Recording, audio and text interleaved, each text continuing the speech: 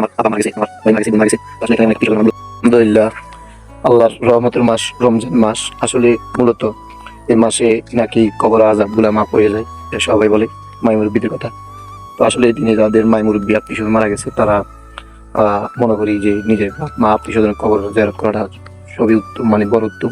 তো আসছে আসলে আমার বাপ, আমার আত্মীয় স্বজন সবাই মারা গেছে, যারা তাদের জন্য কবর জিয়ারত করার জন্য।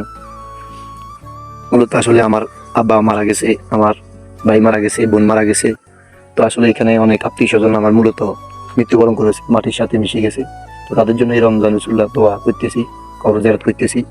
তো আসলে যাদের আত্মীয় স্বজন মারা গেছে, আপনার মারা গেছে, আমি মনে করি এই রমজান রসুল্লাহ, আপনারা এই রোজা রসুল্লাহ, এই রহমতের মাসের রসুল্লাহ সবাই কবর জিয়ারত করবেন। আর এই দিনে আল্লাহ পাক কবরের আযাবগুলা মাফ করে দেয়, কবরের সম্পূর্ণ আযাব থেকে মুক্তি করে দেয় যারা কবরবাসী হয়েছে। তো ঠিক আছে, ভিডিওটি কেমন হয়েছে অবশ্যই ভালো লাগলে অবশ্যই কমেন্ট করে জানাবেন। আল্লাহ হাফেজ, আসসালামু আলাইকুম।